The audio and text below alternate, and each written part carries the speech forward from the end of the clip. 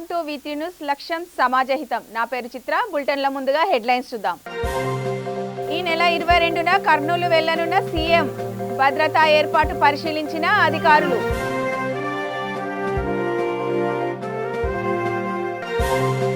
వరద బాధితులకు ఎన్టీఆర్ ట్రస్ట్ భరోసా. ఆర్థిక సాయం అందించిన నారా భువనేశ్వరి.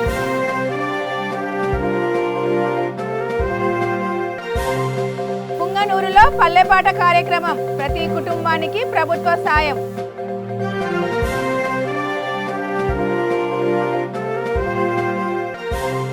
విశాఖ వేదికగా మెగా క్రికెట్ టోర్నమెంట్. ట్రోఫీని ఆవిష్కరించిన వైసీపీ.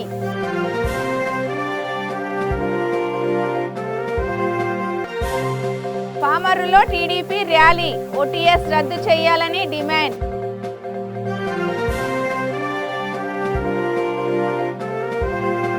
డీటెయిల్స్ చూద్దాం. ఆంధ్రప్రదేశ్ రాష్ట్ర సీఎం వైఎస్ జగన్మోహన్ రెడ్డి ఈ నెల 22న పాణ్యం ఎమ్మెల్యే కాటసాని రామ్ భూపాల్ రెడ్డి కుమారుడి వివాహ వేడుకలకు హాజరు కానున్నారు.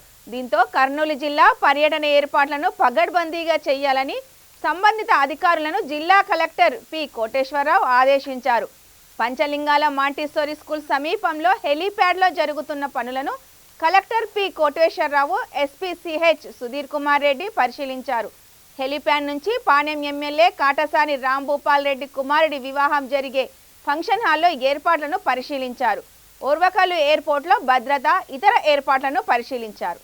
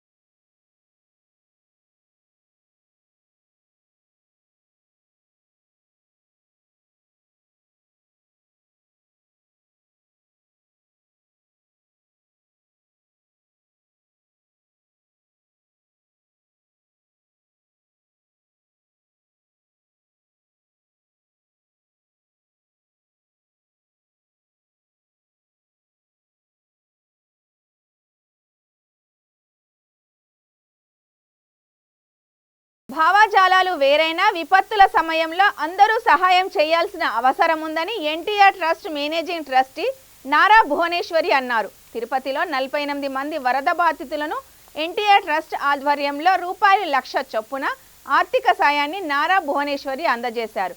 ఆపద సమయంలో తాత్కాలికంగా ఆర్థిక బాధలు ఉండకూడదని ఎన్టీఆర్ ట్రస్ట్ నుంచి సహాయం అందించామన్నారు.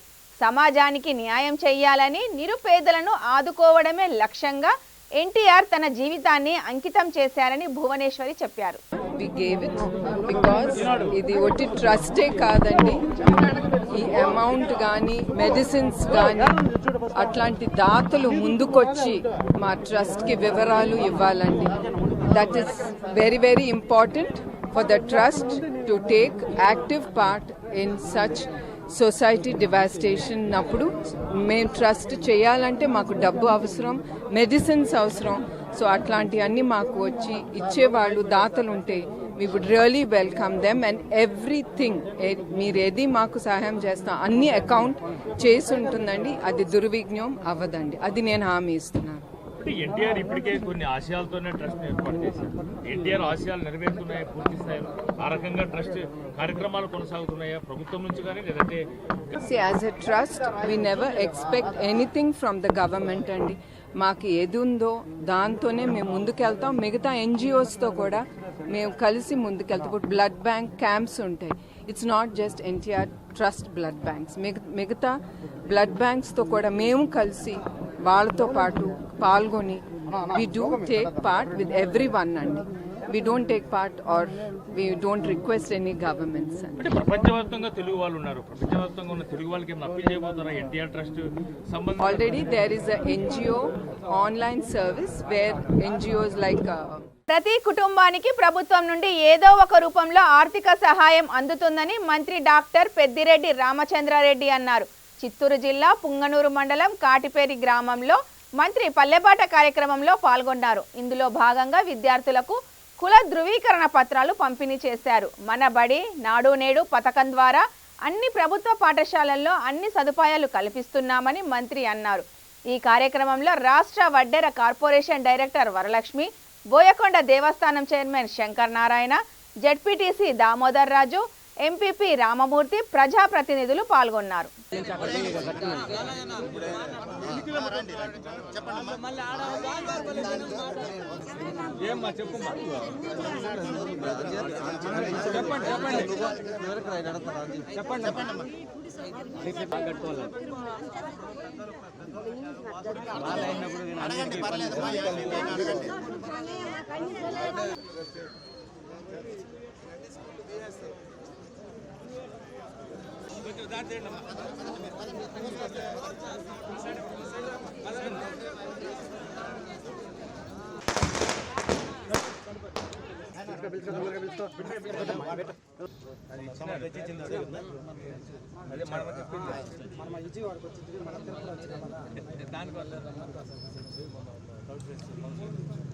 లేకపోతే చూద్దాము ట్రాన్స్ఫర్స్ అయిపోతే వీళ్ళందరికీ ఒకేసారి పెట్టున్నారు రాలేదంటే డిప్యూటేషన్ వారం అయినా ఫామ్ దగ్గర వైకన్నా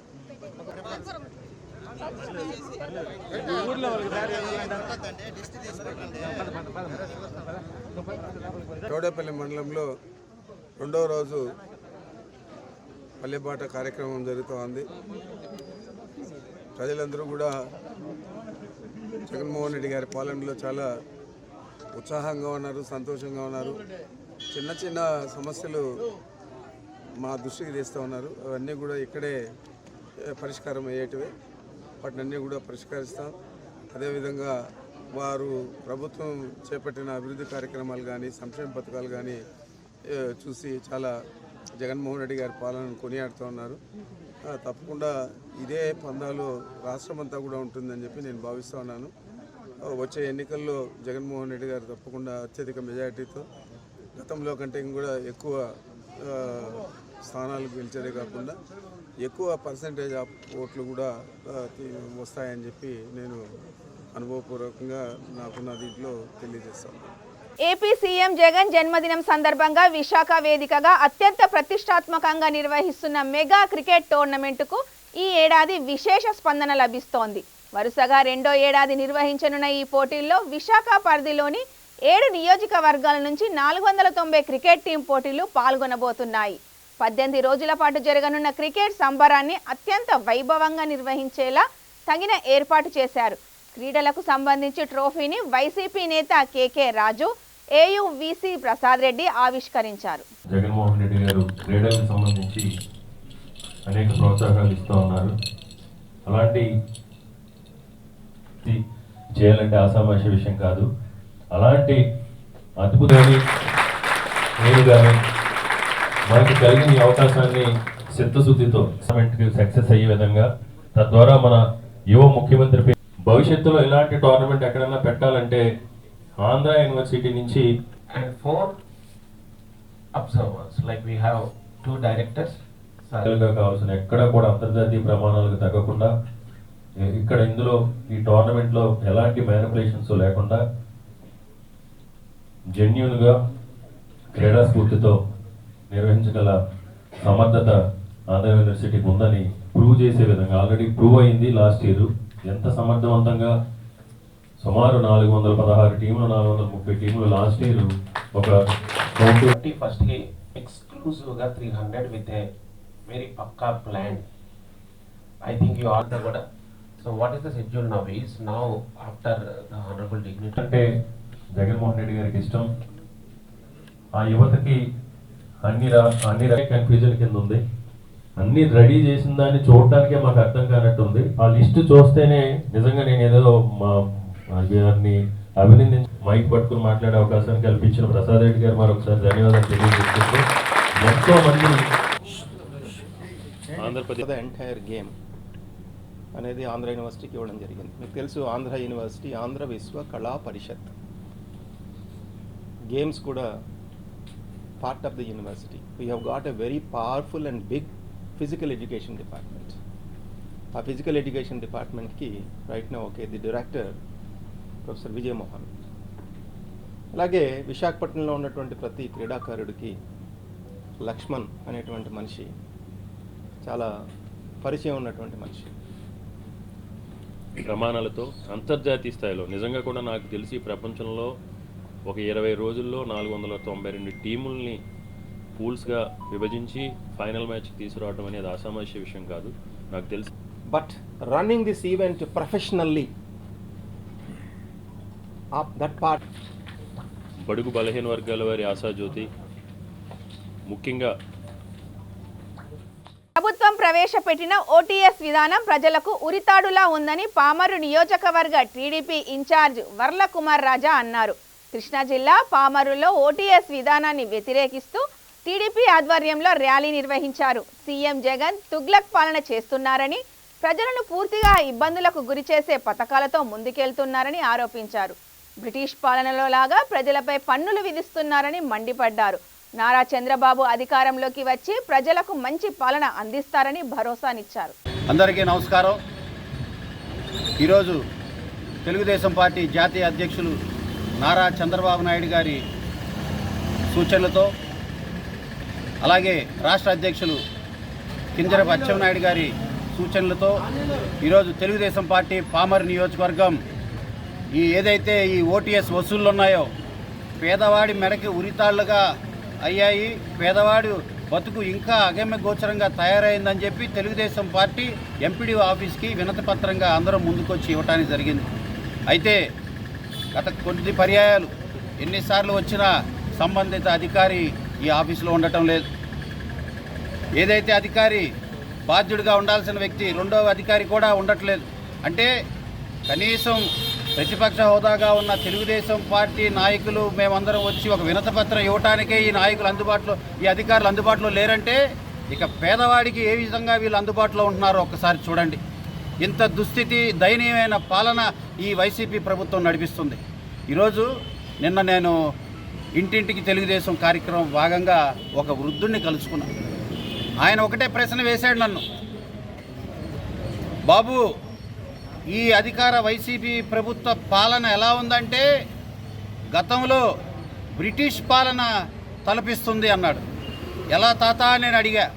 అంటాడు, బ్రిటిష్ వాళ్ళు మన భూమి. వన్ టైం సెటిల్మెంట్ పేరుతో దోపిడీ విధానాన్ని ప్రభుత్వం మానుకోవాలని మచిలీపట్నం టీడీపీ నాయకులు డిమాండ్ చేశారు. టీడీపీ మండల అధ్యక్షులు నాని ఆధ్వర్యంలో ఓటీఎస్ ను నిరసిస్తూ మచిలీపట్నం ఎంపీడీఓ కార్యాలయం ఎదుట నిరసనకు దిగారు.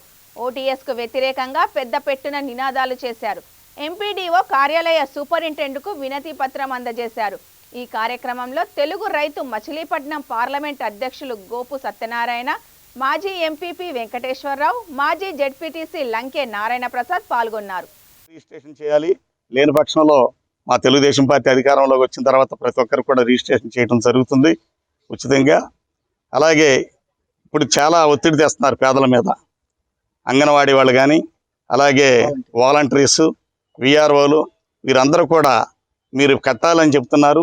జగన్మోహన్ రెడ్డి గారు ఇక్కడ ప్రజలు వ్యతిరేకిస్తున్నారని, మీ ఇష్టం అయితే చేయండి లేకపోతే లేదు, దాని మీద బలవంతం లేదన్నారు. కానీ వారు ఇష్టం వచ్చినట్టుగా ఈ రోజున మరి డబ్బు వసూలు చేస్తున్నారు. ఇది మాత్రం మానుకోకపోతే ప్రజల్లో పూర్తి వ్యతిరేకత వస్తుంది. మీకు మాత్రం గుణపాఠం చెప్తుంది.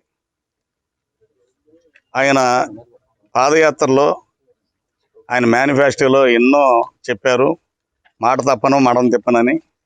అన్నీ కూడా మరి ఆయన మాట తప్పుతున్నాడు, మడం తిప్పుతున్నాడు.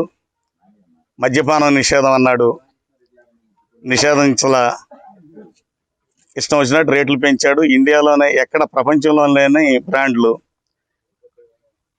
అలాగే అన్ని విషయాల్లో కూడా పన్నులు పెంచేశాడు. అలాగే ఇప్పుడు 83లో స్వర్గీయ అన్న నందమూరి తారక రామారావు గారు పక్కా గృహ నిర్మాణం అని పెట్టి ఇచ్చారు. అక్కడి నుంచి అందరూ ముఖ్యమంత్రులు మారారు, వచ్చారు.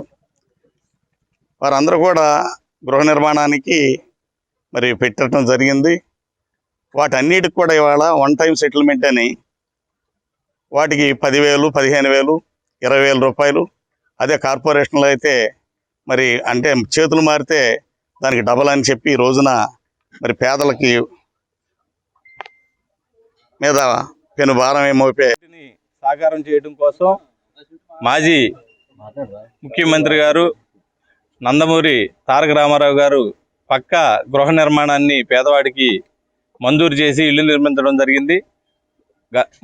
3 దశాబ్దాలు అంటే దాదాపుగా 30 సంవత్సరాల క్రితం ఇచ్చినటువంటి ఇళ్లకి ఏదైతే 3,000, 6,000 డబ్బులుగా ఇచ్చారో వాటిని ఈ రోజున బ్యాంకుల్లాగా వన్ టైం సెటిల్మెంట్ చేయాలనే ఉద్దేశంతో ఈ జగన్మోహన్ రెడ్డి గారు ఈ రోజున పేదలవాడి నెత్తి మీద పెనుభారాన్ని మోపే విధంగా ఈ వన్ టైం సెటిల్మెంట్ తీసుకొచ్చారు. అయ్యా జగన్మోహన్ రెడ్డి గారు, మీరు పేదల పక్షపాతాన్ని అంటూ ఉంటారు. మేము అనేక సంక్షేమ పథకాలు పెట్టి పేదవాడిని ఎంతో ఉన్నతమైన శ్రేణిలోకి తీసుకెళ్తామని చెప్పే మీరు విద్యుత్ వాడకాన్ని తగ్గించే విధంగా ప్రజలు ముందుకు రావాలని electrical Gudur divisional engineer Ismail Ahmed Gudur పట్టణ ప్రజలకు పిలుపునిచ్చారు. జాతీయ ఇంధన పొదుపు వారోత్సవాల్లో భాగంగా విద్యుత్ శాఖ అధికారులు, ఉద్యోగులు ప్రజలకు అవగాహన కల్పిస్తూ అవగాహన ర్యాలీ నిర్వహించారు. ప్రజలు 1 యూనిట్ విద్యుత్ ఆదా చేస్తే 2 యూనిట్ల ఉత్పత్తి వ్యయం దేశానికి తగ్గుతుందని పేర్కొన్నారు. ప్రజలలో విద్యుత్ పొదుపుపై అవగాహన కల్పించేందుకు వారం రోజుల పాటు అనేక కార్యక్రమాలు నిర్వహించామని చెప్పారు. ప్రజలు స్వచ్ఛందంగా ముందుకు వచ్చి పొదుపుగా విద్యుత్ వినియోగించి దేశాభివృద్ధికి పాటుపడాలని పిలుపునిచ్చారు.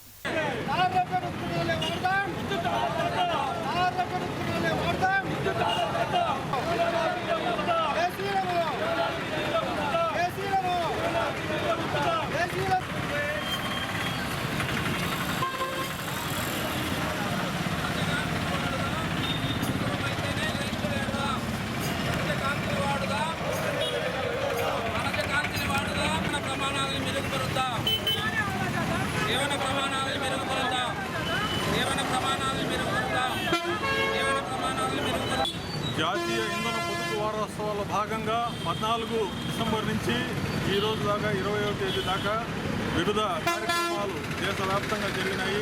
అందులో భాగంగా Andhra Pradesh southern power distribution company limited తరఫున గూడూరు డివిజన్ వారి తరఫున ఈ ర్యాలీ జరపడం జరిగింది ఈరోజు గూడూరు పట్టణంలో. అదేవిధంగా ఈ వారం రోజుల పాటు వివిధ ప్రాంతాల్లో స్కూల్ పిల్లలతోనూ, తర్వాత మన విద్యుత్ కార్మికులతోనూ, విద్యుత్ సంఘాలతోనూ చాలా సమావేశాలు, ర్యాలీలు జరుపుతున్నాము ఈ 1 వీక్ పాటు. ముఖ్యమైన ఉద్దేశం ఏంటంటే అంటే విద్యుత్ పొదుపు పాటించడం అనేది చాలా ముఖ్యమైన అంశం అయిపోయింది. ఎందుకు అంటే విద్యుత్ చాలా కొరత ఎక్కువగా ఉంది, విద్యుత్ ఉత్పత్తి చేయడం కష్టంగా ఉంది. అదేవిధంగా బొగ్గు కానీ ఇంధనాలు దొరకడం లేదు, కాలుష్యం ఎక్కువైపోతూ ఉంది. ఈ బొగ్గు వాడకం వలన, డీజిల్ వాడకం వలన, జనరేటర్స్ వాడకం వలన. అందువల్ల వీటన్నిటికీ పరిష్కారం ఏంటంటే విద్యుత్తుని ఆదా చేయడం అనేది వీటన్నిటికీ ఒకే ఒక పరిష్కారం. 1 యూనిట్ మనం ఆదా చేస్తే 2 యూనిట్లు మనం ఉత్పత్తి చేసిన దాంట్లో సమానం. అదేవిధంగా ఎవరెన్ని కష్టాలు పెట్టినా నియోజకవర్గంలో ఆటంకాలు సృష్టించిన జగన్ అడుగుజాడల్లో ముందుకు వెళ్తున్నానని ఎమ్మెల్యే రోజా అన్నారు. ప్రకాశం జిల్లా హనుమంతునిపాడు మండలం సీతారామపురంలో వైఎస్ఆర్ విగ్రహాన్ని ఆమె ఆవిష్కరించారు. రోజా మాట్లాడుతూ సీఎం జగన్ అధికారంలోకి వస్తారని ప్రతిపక్ష నేత ఊహించి ఉండరన్నారు. ఇప్పటి వరకు ముసుగు వేసుకున్న దొంగలందరూ ఒక్కటయ్యారని విమర్శించారు. ఎవరెవరు ప్రజల్ని నాశనం చేయాలని కంకణం కట్టుకున్నారో తేటాతెల్లమయ్యిందన్నారు.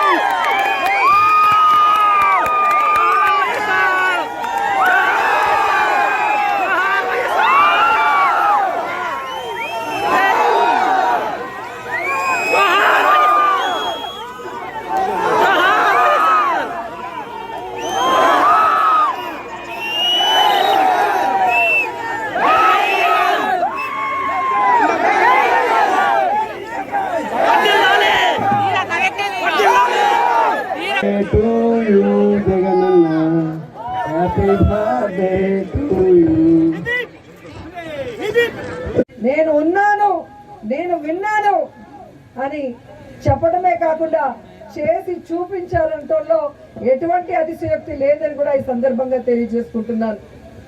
అండ్ ముఖ్యంగా మీరు చూశారు, జగన్మోహన్ రెడ్డి గారు వస్తారని ఈ ప్రతిపక్షాలు ఎవరూ కలలు కనలేదు. ఏముందిలే. గుంటూరు జిల్లా బాపట్లలో విశాఖ ఉక్కు ప్రైవేటీకరణను వ్యతిరేకిస్తూ రాష్ట్ర ఎంపీలు పార్లమెంటులో గలమెత్తేలా 3వ రోజు నిరసన చేపట్టారు. జనసేన అధినేత పవన్ కళ్యాణ్ ఆదేశాలతో 3వ రోజు ప్లక్కార్డులతో నిరసన చేపట్టారు. డిజిటల్ క్యాంపెయిన్ నిర్వహించారు. రాష్ట్ర ఎంపీలు ఇకనైనా ఉక్కు ప్రైవేటీకరణకు వ్యతిరేకంగా పార్లమెంటులో ఉద్యమం చేయాలని పిలుపునిచ్చారు. అనేటువంటి నినాదంతో మా జనసేన పార్టీ అధినేత పవన్ కళ్యాణ్ గారి ఆదేశానుసారం ఈరోజు 3వ రోజు ఈ కార్యక్రమం చేయడంలో ముఖ్య ఉద్దేశం వైజాగ్లో ఉన్నటువంటి స్టీల్ ప్లాంట్ని ప్రైవేటీకరణ జరగకుండా మన పార్లమెంట్ సభ్య సమాజంలో ఉన్నటువంటి ఎంపీలందరూ కూడా, ముఖ్యంగా బాపట్ల పార్లమెంట్లో ఉన్న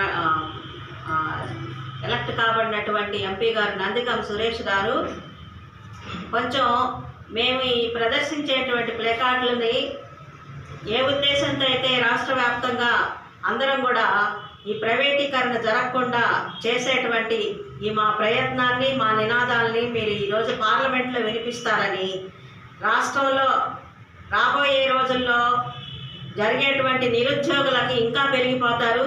ఈ ప్లాంట్ తీసిన ప్రైవేటీకరణ జరిగినందువల్ల ఇప్పటికే అది రాష్ట్ర సంపద కాబట్టి ఆ రాష్ట్ర సంపదని అయినటువంటి ఈ స్టీల్ ప్లాంట్ని ప్రైవేటీకరణ జరిగిన సందర్భంలో చాలామంది కార్మికులు అక్కడ రోడ్డున పడేటువంటి అవసరం ఏర్పడుతుంది.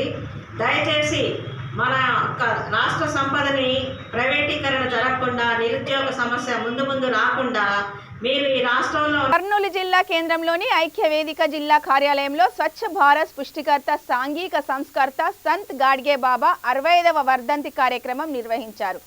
ఎస్సీ, ఎస్టీ, బీసీ, మైనార్టీ మహిళా ఐక్య వేదిక జిల్లా అధ్యక్షురాలు విజయలక్ష్మి ఆధ్వర్యంలో గాడ్గే బాబా చిత్రపటానికి పూలమాలలు వేసి నివాళులర్పించారు.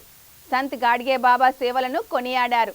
గాడ్గే బాబా తన భక్తులు ఇచ్చిన విరాళాలతో 150 పాఠశాలలను, విద్యార్థుల వసతి గృహాలను, అనాథ శరణాలయాలను, ధర్మశాలలను, గోశాలలను, సేవాశాలలను నిర్మించారని ఆమె అన్నారు. గాడ్గే బాబా ఆలోచన విధానంతో ముందుకు వెళ్లాలని ఆమె పిలుపునిచ్చారు. జోహార్ గాడ్గే బాబా, జోహార్ జోహార్, జోహార్ గాడ్గే బాబా, జోహార్ జోహార్. కొనసాగిద్దాం గాడ్గే బాబా ఆలోచన విధానాన్ని, కొనసాగిద్దాం గాడ్గే బాబా ఆలోచన విధానాన్ని, జోహార్ గాడ్గే బాబా, జోహార్ జోహార్. ఈరోజు గాడ్గే బాబా 65వ వర్ధంతి కార్యక్రమాన్ని ఎస్సీ, ఎస్టీ, బీసీ, మైనార్టీ మహిళా ఐక్య వేదిక జిల్లా కార్యాలయంలో ఆయన చిత్రపటానికి పూలమాల వేసి నివాళులు అర్పించడం జరిగింది. మహిళలు, చిన్నారులు చదువు వల్లనే కులతత్వాన్ని, మూఢనమ్మకాల్ని జయించవచ్చు అని నమ్మినటువంటి గొప్ప తత్వవేత్త గాడ్గే బాబా. ఆయన 150 పైగా పాఠశాలలు, అనేక ఆశ్రమాలు నడిపినటువంటి గొప్ప వ్యక్తి. ఈరోజు స్వచ్ఛ భారత్ కార్యక్రమము గాడ్గే బాబా ప్రారంభించిందే. ఆయన చేసినటువంటి సేవలకు గుర్తింపుగా భారత ప్రభుత్వం ఆయన ఫోటో. గుంటూరు జిల్లా బాపట్లలో నియోజకవర్గ టీడీపీ ఇన్ఛార్జు వేగేశన నరేంద్ర వర్మ నిరసన కార్యక్రమం నిర్వహించారు. ప్రభుత్వం అమలు చేసే ఓటీఎస్ విధానం వల్ల ప్రజలు ఎదుర్కొంటున్న సమస్యలను వివరిస్తూ నిరసన వ్యక్తం చేశారు. ఎంపీడీఓ, మున్సిపల్ కమిషనర్కు వినతి పత్రం అందజేశారు. ప్రభుత్వం వేసిన ఉచ్చులో పేదలెవరూ పడవద్దని, అధికారంలోకి రాగానే వెంటనే ఉచితంగా ఇల్లు రిజిస్ట్రేషన్ చేసి ప్రజలకు అందిస్తామని చెప్పారు. ఓటీఎస్ పేరుతో పేదల నుంచి ప్రభుత్వం బలవంతపు వసూళ్లు తక్షణమే నిలిపివేయాలని డిమాండ్ చేశారు.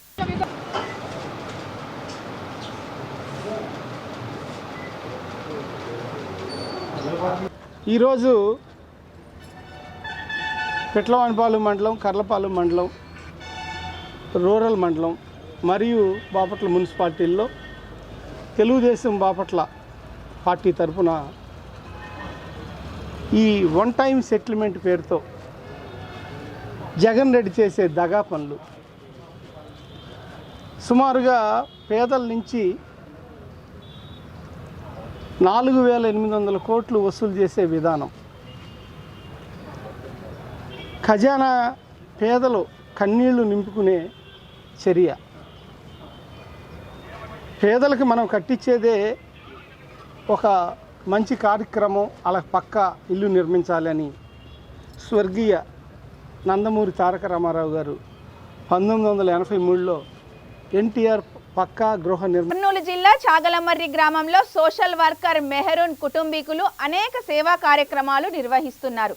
కరోనా కష్టకాలంలో వృద్ధులకు, పేదలకు, అనాథలకు ఎంతో సహాయం అందించారు.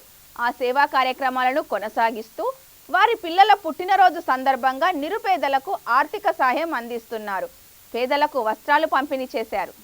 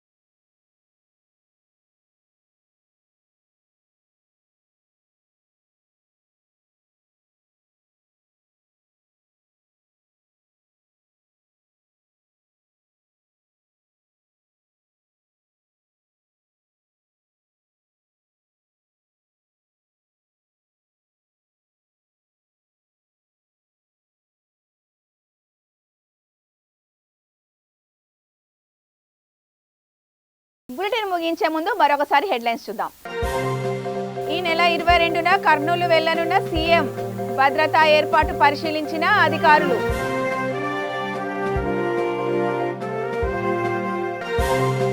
వరద బాధితులకు ఎన్టీఆర్ ట్రస్ట్ భరోసా. ఆర్థిక సాయం అందించిన నారా భువనేశ్వరి.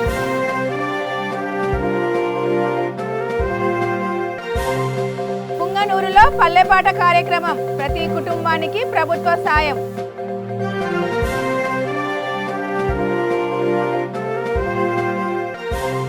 విశాఖ వేదికగా మెగా క్రికెట్ టోర్నమెంట్. ట్రోఫీని ఆవిష్కరించిన వైసీపీ.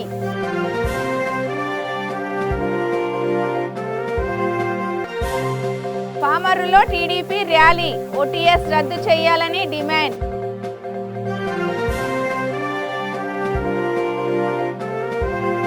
ఇవి ఈ బులెటిన్ విశేషాలు. చూస్తూనే ఉండండి V3 న్యూస్. లక్ష్యం సమాజహితం.